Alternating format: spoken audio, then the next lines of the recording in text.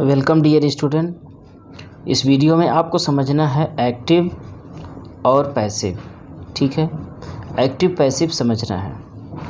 अब इस active passive समझने से पहले, क्योंकि आपको एक्टिव पैसिव में हमें हेल्पिंग वर्ब की ज़रूरत पड़ेगी। हेल्पिंग वर्ब की ज़रूरत पड़ेगी तो वो हेल्पिंग वर्ब आपको पहले से याद रहना चाहिए। तो इसके लिए हमने एक वीडियो बनाया है टेंस का, जो कि डिस्क्रिप्शन में जा कर के आप क्या कर सकते हैं, डिस्क्रिप्शन में जा कर के आप उसको देख सकते हैं टेंस को। वो लगभग आधे घंटे का वीडियो है, आधे घंटे से 1-2 मिनट ज़्यादा होगा। तो उसे आप पूरी तरीके से जब कंप्लीट देख लेंगे तो आपको हेल्पिंग वर्ब समझ में आ जाएगी कि किस टेंस का कौन सा हेल्पिंग वर्ब होता है। बड़े ही आसान तरीके से, बहुत सिंप्लीफिकेशन में एक्सप्लेन किया हुआ है। टेंस को थोड़ा सा आगे पीछे करके लिखा, कि उसमें समझाया हूँ मैं, ताकि थोड़ा सा बहुत आसान एकदम समझ में आ जाए, कोई में ये नहीं कि डिफ़िकल्ट हो जाए। ठीक है, यहाँ पर भी मैं अभी थोड़ा सा क्या करूँगा, टेंस को आगे पीछे करके समझाऊँगा, ताकि एकदम आसान हो आपको समझने में। और क्योंकि इसको मैंने बहुत ही पहले गौर से इसको स्टडी करके ही समझा, करके मैं इसको समझा रहा हूँ, ताकि आपको कैसे आपके दिमाग में अच्छे से फीड हो सकता है। क्योंकि मैं कि एकदम कठिन की तरफ से सरल की तरफ नहीं जा रहा हूँ। मैं सरल की तरफ से कठिन की तरफ जाऊँगा ना, तो सरल वाला अपने आप दिमाग में जब बैठता जाएगा तो कठिन वाला एकदम आराम से आ जाएगा, कोई दिक्कत उसको नहीं पड़ेगी। पहले ही कठिन में उलझा दूँगा तो समस्या हो जाएगी। और इसके बाद इसमें मैं ये भी बताऊँगा कि जो कुछ टेंस हैं वो चेंज क्यों नहीं होते हैं। ठीक है, वो भी मैं समझा दूंगा इसमें, और बाकी एग्जांपल्स करा दूंगा। और तो आज के बाद आपको एक्टिव पैसिव में ज़्यादा दिक्कत नहीं आएगी, बशर्ते आप हेल्पिंग वर्ब याद रखेंगे और थोड़ा सा जो कुछ रूल हैं उसको भी आप याद रखेंगे। ठीक है, चलिए अब शुरू करते हैं। एक्टिव और पैसिव का नाम पहले समझ लेते हैं, इसके बाद फिर रूल आगे देख लेते हैं। एक्टिव और पैसिव में डिफरेंस क्या होती है। एक्टिव का मतलब होता है कि जब जो सेंटेंस लिखा हुआ है उसका जो सब्जेक्ट होता है, यानी आगे जो लिखा हुआ है, अगर वो काम कर रहा है सेंटेंस में। जैसे कि मैं एक एग्जांपल लिखूं, एग्जांपल में ये है कि मेरे पास मान लो कि है जैसे टीचर लिखा है कि द टीचर, मान लो the teacher teacher the student. ठीक है, मान लो एक एग्जांपल लिखा है कि टीचर जो है पढ़ाता है, किसको पढ़ाते हैं, ये पढ़ाते हैं स्टूडेंट्स को पढ़ाते हैं। तो ये आगे लिखा हुआ है, तो ये पढ़ाते भी हैं, आगे भी लिखे हैं, लिखा हुआ है और पढ़ाते भी हैं। तो ये एक्टिव में है। एक्टिव का मतलब ये है कि ये पढ़ाते हैं तो इनका पसीना निकल रहा है। ठीक है, पसीना जिसका निकल रहा होगा सेंटेंस में, वही समझ लीजिए एक्टिव है, वही काम कर रहा है उस सेंटेंस में। तो इसमें टीचर काम कर रहा है सेंटेंस में, इसलिए क्या है, ये सेंटेंस ही पूरा एक्टिव है, क्योंकि इसमें जो सबसे आगे लिखा है वो खुद ही एक्टिव है, वो काम कर रहा है। लेकिन ये जो बच्चे हैं, अब ऐसा नहीं है कि बच्चे पूरी तरीके से सब सो रहे हैं, ऐसा बात नहीं है। मान लीजिए सो ही रहे हैं, उसमें कोई समस्या हमको नहीं है, चाहे सो रहे हों चाहे पढ़ रहे हों। ठीक है, उसमें हमें कोई दिक्कत नहीं है। बस ये है कि जो आगे लिखा हुआ वो काम कर रहा है। बस यही, जब ये जो जिसके ऊपर काम किया जा रहा है, अगर वही सेंटेंस में आगे लिख दिया जाता है तो उसी को कहते हैं हम कि वो पैसिव हो गया। लेकिन याद रखिएगा, उसकी मीनिंग नहीं बदलती है। अगर उसकी मीनिंग बदल जाएगी तो फिर सारी समस्या हो जाएगी। ठीक है, तो समझ लीजिएगा आपने सेंटेंस को गलत कर दिया, तो मीनिंग को हम नहीं बदल सकते हैं। ठीक है, तो अब उसके कुछ रूल हैं, जो रूल को हम आगे समझ करके फिर इसके बाद आगे बढ़ते हैं। रूल ये है कि हमारे पास जो सेंटेंस रहेगा उस सेंटेंस में सब्जेक्ट रहेगा, और सब्जेक्ट के बाद हेल्पिंग वर्ब रहेगी।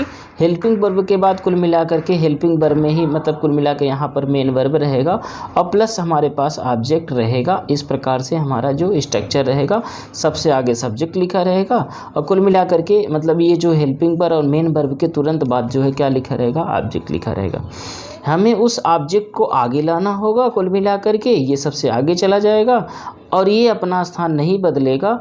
और ये जो हमारा है सब्जेक्ट, ये सब्जेक्ट सबसे क्या चला जाएगा, पीछे चला जाएगा। ठीक है, इसको हमें समझना है, बस इतना, बहुत आसान है, कोई दिक्कत नहीं है, इतना हम कर लेंगे। ऑब्जेक्ट को आगे कर लेंगे, सब्जेक्ट को बाई लगा करके पीछे करना है, ठीक है। ये बाई लगा करके जो सब्जेक्ट होगा उसे पीछे रखना है और ऑब्जेक्ट सेम टू सेम आगे आ जाएगा और इस सब्जेक्ट के अनुसार ही यहाँ पर हेल्पिंग वर्ब लगेगा। और याद रखिएगा मेन वर्ब का थर्ड फॉर्म लगेगा, ठीक है। हेल्पिंग वर्ब क्या होगा अभी हम आगे समझाते हैं। और इसके बाद ये जो मेन वर्ब होगा थर्ड फॉर्म लगेगा। किसी भी एक्टिव को पैसिव में कन्वर्ट करते समय हमेशा जो है वर्ब जो होता है थर्ड फॉर्म में ही रहेगा। अगर थर्ड फॉर्म में आपने वर्ब को नहीं किया है तो समझ लीजिए कि आपका जो सेंटेंस है वो पहले ही गलत हो गया, ठीक है।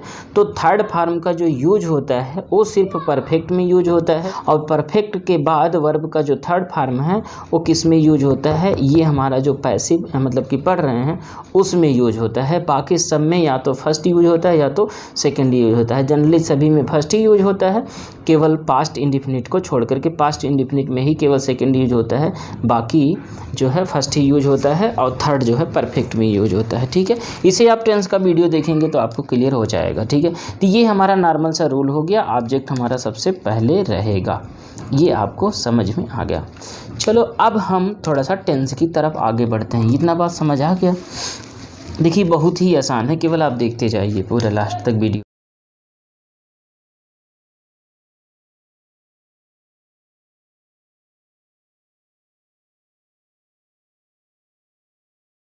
देखो जो पहले सबसे पहले कॉन्टिन्यूअस को, ठीक है, थोड़ा सा मोबाइल में आगे कर लो, इसके बाद क्लियर समझ में आए।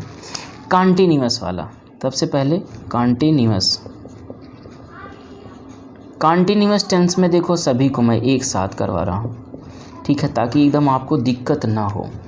कॉन्टिन्यूअस में सबसे पहले जैसे देखो अगर प्रेजेंट होगा तो इज लगा रहेगा, आर लगा रहेगा, मतलब एम लगा रहेगा, मतलब दूसरे स्थान पर रहना चाहिए। तो आपको क्या करना है, आपको इज एम आर यहाँ पर रहेगा ही और प्लस उसमें आपको जोड़ लेना होगा बीइंग लगाने के बाद मेन वर्ब का थर्ड फॉर्म रहेगा। ये गारंटी है, पैसे में हमेशा याद रखिएगा, नहीं तो फिर आपका गलत हो जाएगा, ठीक है। इसके बाद अगर पास्ट में होगा तो वाज और वर लगा रहेगा, ठीक है, वाज और वर लगा रहेगा। इसको जब हम पैसिव में चेंज करेंगे याद रखिएगा वाज और वर यहाँ पर रहेगा, यही जो चीज़ है यहीं पर रहेगी, उसमें बीइंग क्या हो जाएगा, जुड़ जाएगा, ठीक है, बीइंग जुड़ जाएगा। अगर वो फ्यूचर होगा तो उसमें क्या लगा होगा, या तो विल वी लगा होगा या फिर शैल बी लगा होगा, ठीक है। और शैल बी लगा होगा तो ये कन्वर्जन जो है होना क्या चाहिए, होना इस प्रकार से चाहिए कि विल बी बीइंग होना चाहिए, ठीक है, विल बी बीइंग होना चाहिए। और उधर जो शैल बी है वो शैल बी बीइंग होना चाहिए, ठीक है, शैल बी बीइंग होना चाहिए। पर समस्या ये है कि ऐसा जो स्ट्रक्चर है वो मॉडर्न इंग्लिश में नहीं होता है, ठीक है। तो इस नियम को, इस रूल को एक मतलब ग्रामेरियन है जिसको मैं इतना लिख लीजिए पहले, फिर आगे बढ़ते हैं। तो ग्रामेरियन का नाम मैं बता दे रहा हूँ, माइकल स्वान एक ग्रामेरियन है। उन्होंने अपने बुक प्रैक्टिकल उनका बुक का नाम है ये प्रैक्टिकल इंग्लिश यूजेज उनकी बुक का नाम है, जो कि ऑक्सफोर्ड यूनिवर्सिटी प्रेस से मतलब कि वो बुक निकला हुआ है। तो उसमें उन्होंने साफ लिखा हुआ है कि देखिए जो शैल बी वाला ये स्ट्रक्चर है, इस प्रकार का स्ट्रक्चर अगर बनाते हैं ना तो मतलब कि मॉडर्न नियम के अनुसार क्या है वो ठीक नहीं है, तो इसलिए ये गलत हो जाता है, ठीक है। तो इसलिए शैल बी और विल बी को हम मतलब कि अगर रहेगा तो हम उसको चेंज नहीं करेंगे, उसका नियम नहीं होता है, तो यहाँ पर ये कट जाएगा। यानी कि कॉन्टिन्यूअस का जो तीसरा फॉर्म होता है, जो फ्यूचर वाला होता है, वो चेंज नहीं होता है, ठीक है। डिस्प्ले पर देख लीजिए और उसको पास करके लिख लीजिए। अब इतना हटा देते हैं। तो ये हो गया हमारा कॉन्टिन्यूअस टेंस। कॉन्टिन्यूअस टेंस के साथ अब हम कर लेते हैं, कॉन्टिन्यूअस टेंस के बाद हम परफेक्ट कॉन्टिन्यूअस टेंस कर लेते हैं। Perfect continuous tense. तो परफेक्ट कॉन्टिन्यूअस टेंस में क्या है, ये भी नहीं चेंज होता है, ठीक है, नियम वही है, ठीक है। क्योंकि इसका जो हेल्पिंग वर्ब होता है वो हेल्पिंग वर्ब होता है हैज, यहाँ पर मैं लिख दे रहा हूँ, क्या होगा,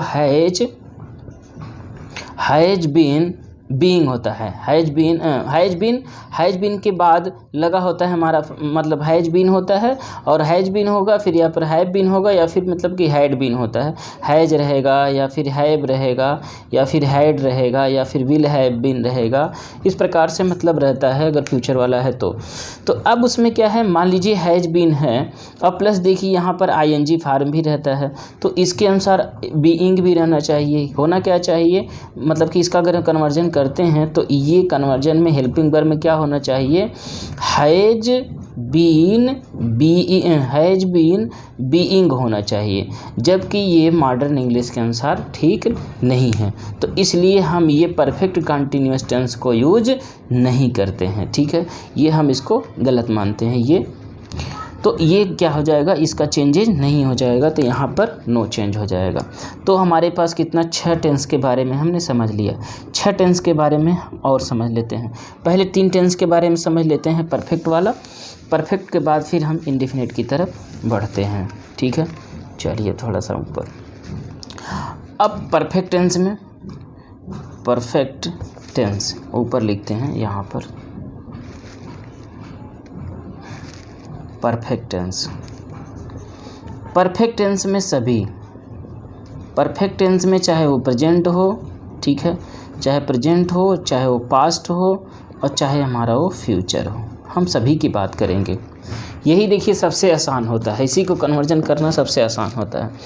कारण ये है, देखिए मैं बता रहा हूँ, कारण ये है कि इसका जो हेल्पिंग वर्ब होता है, पास्ट मतलब परफेक्ट टेंस का, उसका हेल्पिंग वर्ब होता है हैज, और हैज होता है और हैव होता है अगर प्रेजेंट में है, और प्लस जो है वर्ब, मेन वर्ब का थर्ड फॉर्म लगा रहता है, इसलिए हमारे पास एक मौका मिल जाता है बड़े आसान तरीके से। तो हमें क्या करना होता है, उसमें केवल हैज रहेगा, हैज और हैव जो लगा हुआ वही रहेगा, और सब्जेक्ट के अनुसार हम लगाएंगे, ठीक है, वो रहेगा हैज या हैव ही यूज रहेगा, और इसके बाद उसमें मुझे जोड़ लेना होता है, बीन जोड़ लेना होता है, बस एकदम आसान है। पास्ट में होगा तो हैड होगा, ठीक है, हैड होगा तो उसमें क्या हो जाएगा, हैड के साथ बीन जुड़ जाएगा, इसके बाद वर्ब का थर्ड फॉर्म ही लगेगा। इसके बाद फ्यूचर में क्या है, फ्यूचर में रहेगा, फ्यूचर में रहता है विल हैव, विल हैव रहता है या फिर शैल हैव रहता है, जानते हैं, विल हैव या फिर शैल हैव रहता है। इसका जब चेंजेज होगा तो विल हैव बीन हो जाएगा, यहाँ पर हम बीन जोड़ लेंगे, इसके बाद ये कंप्लीट हो जाएगा, कोई समस्या नहीं आएगी। तो सबसे आसान यही होता है, बस केवल इसमें क्योंकि हमें वर्ब मतलब कि जो थर्ड फॉर्म है उसको मुझे खोजना नहीं होता है, ऑलरेडी इसमें मिल जाता है। ठीक है, तो हमारे पास कितने टेंस हो गए, 9 टेंस हो गए। ठीक है, सीट में लिखा हूँ, ऊपर देख लिए होंगे आप, लिख लिए होंगे। ठीक है, तो परफेक्ट टेंस हो गया। परफेक्ट टेंस के बाद जो है हम समझ लेते हैं, अब इनडेफिनिट समझते हैं। यहाँ पर इनडेफिनिट टेंस क्या है, इनडेफिनिट टेंस। अब इनडेफिनिट टेंस में भी हम सभी को समझते हैं बारी बारी से। इसका जो हेल्पिंग वर्ब होता है, ठीक है, इसका हेल्पिंग वर्ब क्या होता है, डू या डज होता है। ठीक है, डू या डज होगा, तो डू या डज होगा, अगर प्रेजेंट में रहेगा तो डू या फिर डज लगा रहेगा। अब डू या डज लगा रहता है, यस या यस लगा रहता है, हम समझ लेना, मतलब कि हम समझ लेते हैं इनडेफिनिट है वो, बस इनडेफिनिट है, बस इसी से मतलब है। अगर वो इनडेफिनिट है तो वो कन्वर्ट हो जाएगा किस में, इज में कन्वर्ट हो जाएगा, आई एम में कन्वर्ट हो जाएगा और आर में कन्वर्ट हो जाएगा। वर्ब का थर्ड फॉर्म लगाना ज़रूरी है, अगर नहीं लगाएंगे तो गलत हो जाएगा। तो प्रेजेंट में है तो डू या डज लगेगा। दूसरा सवाल है कि अगर वो डिड रहेगा यानी कि पास्ट रहेगा, और पास्ट रहे चाहे मेन वर्ब का थर्ड मतलब सेकंड फॉर्म रहे, पास्ट का ये रूल है। टेंस अगर आपको नहीं आता है तो फिर देखिए समस्या आएगी इसमें। ठीक है, मैं टेंस नहीं पढ़ा रहा हूँ, मैं एक्टिव पैसिव बना रहा हूँ, तो इसलिए वो टेंस आना चाहिए आपको, पहले हेल्पिंग वर्ब याद रहना चाहिए। ठीक है, तो डिड या फिर V2 रहेगा, V2 का मतलब वर्ब का सेकेंड फॉर्म रहेगा, तो आप क्या कन्वर्ट कर लेंगे, हम उसको डिड को हम कर लेंगे या तो वाज में या फिर वर में, वैसे समझ में आएगा आपको बहुत आसानी तरीके से। पास्ट में रहेगा तो केवल क्या लिखा रहता है, बिल लिखा रहता है या फिर सेल लिखा रहता है। अब बिल और सेल किसके लिए है, बिल रहता है, आई और वी को छोड़ करके सभी के साथ क्या लगता है, बिल लगता है, और सेल जो है आई और वी के साथ ही लगता है, तो ये विल बी और सेल बी हो जाएगा। ठीक है, यहाँ पर क्या हो जाएगा, विल बी और हो जाएगा हमारे पास शैल बी। ठीक है, यहाँ पर बी जुड़ जाएगा, यहाँ पर शैल बी हो जाएगा। ठीक है, तो विल बी और शैल बी हो जाएगा। बस इतना ही काम करना है। पास्ट टेंस के बारे में आप समझ लीजिए बहुत आसान तरीके से। ठीक है, अब यहीं से कन्वर्जन करते हैं। अब एक एक एग्जाम्पल देखते चलते हैं, एकदम आपको समझ में आएगा। एक मतलब इसी एक वीडियो में आपको पूरी तरीके से समझ में आ जाएगा। अब एक एक क्वेश्चन करना शुरू करते हैं। देखिए क्वेश्चन सबसे पहले लिखते हैं,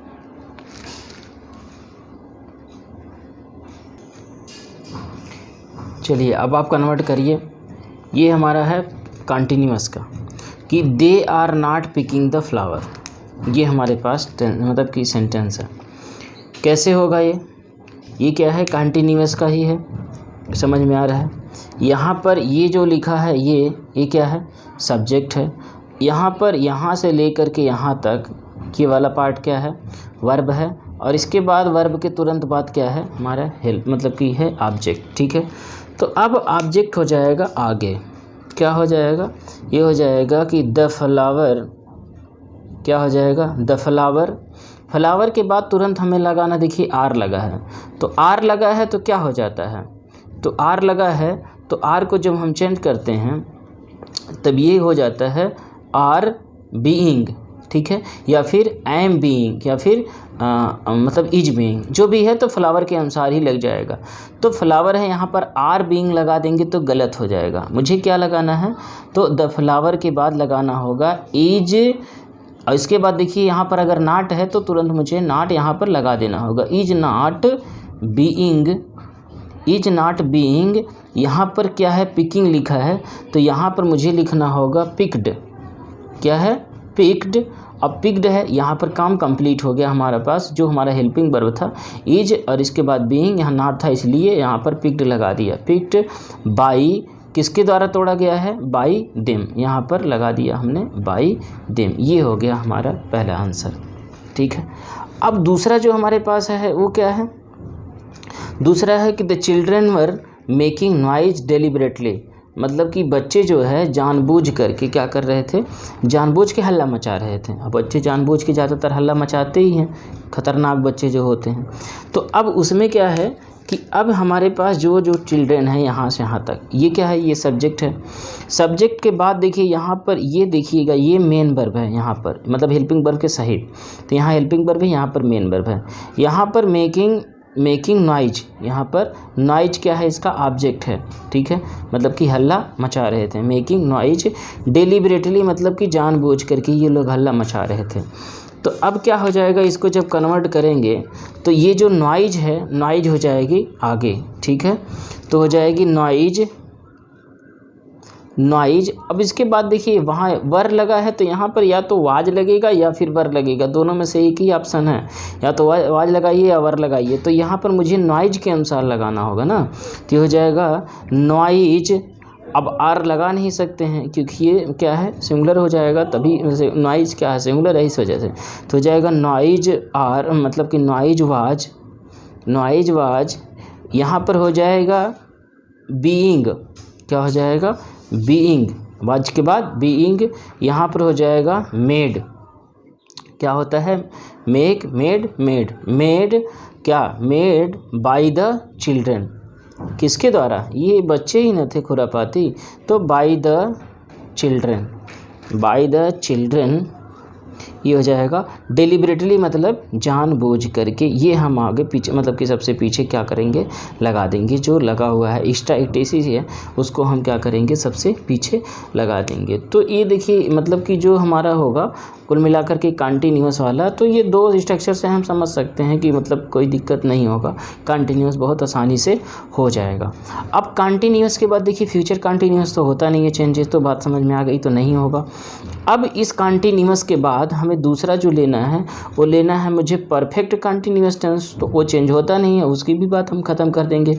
मेरे पास 6 टेंस और बच गया, 2 दूना मतलब कि 2 3 6 टेंस, जो बचा परफेक्ट टेंस। तो सबसे पहले हम परफेक्ट टेंस समझ लेते हैं, फिर लास्ट में हम क्या करेंगे, इनडेफिनिट टेंस को समझेंगे। ठीक है, चलो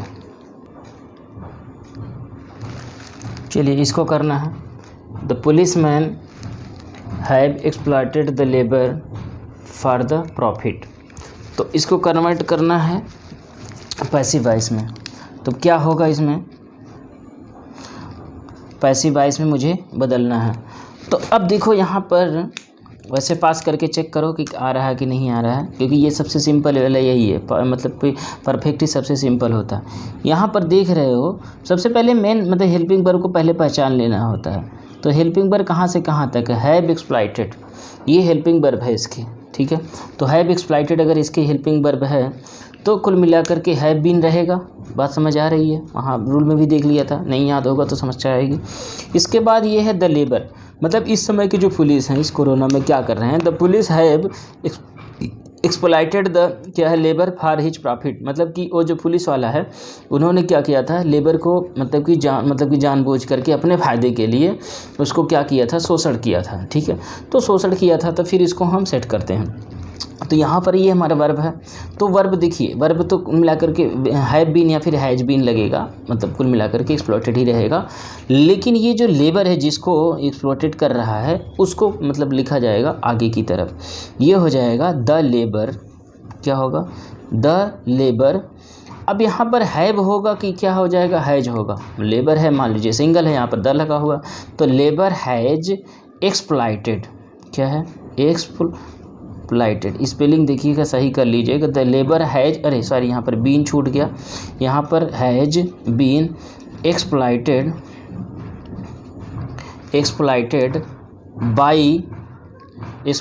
बाय द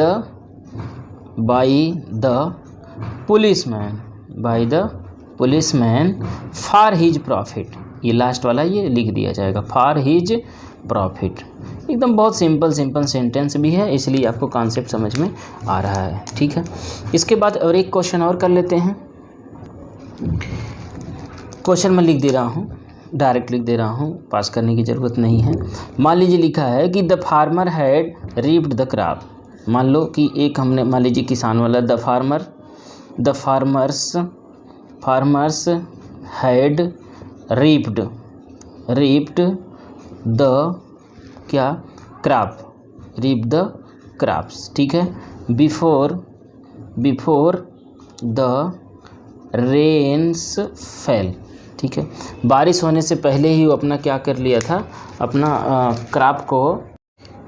चलिए इस क्वेश्चन को करिए आप, the farmer had reaped the crop before the rain fell, मतलब कि बारिश होने से पहले जो किसान था वो अपना फसल काट लिया था, ठीक है। करिए इसको पास करके, चलिए ठीक है, ट्राई कर लिया आपने। अब हम पैसिव में बदलेंगे। पैसिव में बदलने से पहले मुझे हेल्पिंग, कहाँ मेन वर्ब से हेल्पिंग वर्ब कहाँ है इसको ढूंढ लेना है। यहाँ है, अगर मतलब इसके जो बगल वाला है और इसके बगल वाला यहाँ पर है द क्रॉप, ये बिफोर द रेन फेल जो लिखा हुआ है एटसेट्रा में आएगा, उसको सबसे पीछे रखेंगे, ठीक है। तो कभी कभी उसको आगे भी लिख लिया जाता है सेंटेंस के अनुसार। तो अब क्या हो जाएगा, द क्रॉप, ये मतलब कि हेल्पिंग वर्ब के तुरंत जो हेल्पिंग वर्ब मेन वर्ब के बाद क्या है, द क्रॉप। तो ये क्रॉप को हम आगे लिखेंगे, द क्रॉप्स हैड। देखिए यहाँ पर हैड ही रहेगा, यहाँ पर ऑप्शन नहीं है। पास्ट में हैड के अलावा हैड ही रहता है, कुछ और ऑप्शन नहीं है, केवल प्रेजेंट में ढेर सारे ऑप्शंस होते हैं। तो द क्रॉप हैड बीन, क्या हो जाएगा, हैड बीन। हैड बीन के बाद क्या लगेगा, इसके बाद मुझे लगाना होगा ये जो रीप्ड लिखा हुआ है ये वाला, यही सेंटेंस जो है सबसे आसान होता है। Had reaped by the farmer before the rain fell, by the farmers कब, before the rainfall, before the rains fell, यहाँ पर लिख दिया हूँ बिफोर द रेन फेल्स, ठीक है। ये हमारा आंसर हो जाएगा, ठीक है। देख रहे हो कि एकदम कितना आसान है ये, ठीक है, बहुत ही ज़्यादा आसान होता है। अब हमारे पास 9 टेंस समझ लीजिए कवर हो गया है। अब हमारे पास कितना टेंस बचा हुआ है, 3 टेंस, मतलब इंडिफिनिट का वही तीनों टेंस बचा हुआ, इसके बाद काम समाप्त, ठीक है। इसके बाद फिर आप क्या करेंगे, होमवर्क में करेंगे आप जो आपको दिया गया है बुक में, टेक्स्ट बुक में होगा, ठीक है। चलो अब क्वेश्चन लिखते हैं। अब हम मतलब इंडिफिनिट में घुस चुके हैं। इंडिफिनिट में मुझे क्या करना है, 4 क्वेश्चन करना है। 4 क्वेश्चन कर लेता हूं, क्योंकि इंडिफिनिट में थोड़ा सा रूल बदले हुए होते हैं, तो इसलिए मुझे 4 क्वेश्चन कर लेना। अब देखो, जैसे हमारे पास लिखा हुआ है यू लव, मान लीजिए अपने क्वेश्चन का नाम दे दे रहे हैं सुंदर एजुकेशनल फ़्लाइट, ठीक है। मान लीजिए एजुकेशनल फ़्लाइट को आप बहुत चाहते हैं, ठीक है। अब क्या हो जाएगा इसमें, अब ये आपको समझ में नहीं आ रहा होगा कि ये टेंस कौन सा है, क्योंकि इसमें हेल्पिंग वर्ब ही नहीं है। जब हेल्पिंग वर्ब नहीं है तो इसलिए आपको टेंस नहीं समझ में आ रहा है। तो देखो प्रेजेंट का ही एक ऐसा टेंस होता है जिसमें कभी कभी हेल्पिंग वर्ब नहीं लगता है, लेकिन सिचुएशन तब होता है जब ये प्लूरल में होता है, तब हेल्पिंग वर्ब नहीं लगता है, और ना ही इसका मतलब न तो यस या यस लगेगा और ना ही हेल्पिंग वर्ब कोई लगती है। हेल्पिंग वर्ब ऐसे इसमें तभी लगता है जब मतलब कुल मिलाकर के नेगेटिव या फिर इंट्रोगेटिव होता है, तभी हेल्पिंग वर्ब लगता है, नहीं तो हेल्पिंग वर्ब नहीं लगता है। फिलहाल वो आपका मतलब कि वो कॉन्सेप्ट जो है आपका उसका है टेंस का, ठीक है। चलिए अब देखो यहाँ पर, तो ये जो हमारे पास लिखा है, ये जो हम अपने कोचिंग का नाम है, मान लो ये हो गया, तो ये आपका चैनल का भी नाम है। तो लिखेंगे सुंदर एजुकेशनल फ़्लाइट, ठीक है। सुंदर एजुकेशनल फ़्लाइट, सुंदर एजुकेशनल फ़्लाइट सिंगुलर है या प्लूरल है, तो मुझे ऑप्शन क्या है, EJMR ऑप्शन है ना, EJMR ऑप्शन है, तो EJMR ऑप्शन है तो फिर EJMR के हिसाब से लिखेंगे। तो सुंदर educational flight is loved by you, आपके द्वारा क्या किया जाता है, चाहा जाता है या प्यार किया जाता है, ये हमारा आंसर हो जाएगा, ठीक है। चलिए और हम कर लेते हैं, इसके बाद दूसरा क्वेश्चन कर लेते हैं। दूसरे क्वेश्चन में लिखा है, मान लो कि इस समय जो है द मिनिस्टर डिस्ट्रीब्यूटेड सही है, डिस्ट्रीब्यूटेड द स्वीट, ठीक है, स्वीट इन बंगाल, ठीक है, यहाँ पर वो द नहीं लगाना, इन बंगाल। तो बंगाल में क्या कर रहा है, जो मिनिस्टर हैं वो क्या कर रहे हैं, मिठाई को बांट रहे हैं। तो अब मिठाई को बांट रहे हैं, पहले टेंस को समझिए, क्योंकि पहले हेल्पिंग वर्ब और मेन वर्ब समझिए। यहाँ पर देखो ये जो लिखा हुआ डिस्ट्रीब्यूटेड, क्या लग रहा है आपको, तो ये कौन सा टेंस है, तो ये हमारा है पास्ट इंडेफिनिट। क्यों, क्योंकि यहाँ पर डिस्ट्रीब्यूटेड लगा हुआ है। डिस्ट्रीब्यूटेड का मतलब है कि बांटे थे, ठीक है, बांटे थे मिठाई, ठीक है, मतलब कि बांटते थे मिठाई वो लोग जो है जो मिनिस्टर थे, ठीक है। तो ये the minister distributed the sweet in the Bengal, तो ये बांटे हुए हैं। तो अब क्या होगा, अब मिनिस्टर को हमें पीछे रखना है, तो क्या बांट रहे थे ये हमको सबसे पहले देखना है। तो अब हमारा जो पैसिव हो जाएगा, ठीक है, पैसिव में, तो पैसिव में क्या करेंगे कि ये जो द स्वीट है ये हो जाएगी आगे, क्या हो जाएगी, द स्वीट। अब देखिए डिस्ट्रीब्यूटेड है तो इसका रूल क्या है, वाज और वर लगता है। तो स्वीट के अनुसार वाज लगेगा या वर लगेगा, आपको छांटना है। तो ये हो जाएगा द स्वीट वाज डिस्ट्रीब्यूटेड का क्या हो जाएगा, डिस्ट्रीब्यूटेड ही रह जाएगा, क्योंकि उसका भी थर्ड फॉर्म भी यही होता है। क्या हो जाएगा, distributed, the sweet was distributed by the minister, किसके, बाय द मिनिस्टर, यहाँ पर द हो जाएगा by the minister in the Bengal, ठीक है, इन द बंगाल। तो बंगाल में क्या किया, मिठाई उन्होंने बांटा, ठीक है। चलिए आपको समझ में आ गया होगा। और दो क्वेश्चन करते हैं, चलिए दो क्वेश्चन और कर लेते हैं ताकि आपका पूरा कॉन्सेप्ट क्लियर हो जाए। क्वेश्चन ये है अगला वाला, इसको ट्राई करिएगा, मतलब कि इसको पास करके जैसे हो जाएगा, your friend did not invite our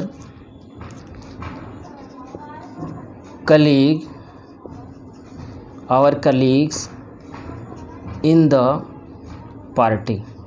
देखो मतलब क्या है कि your friend did not invite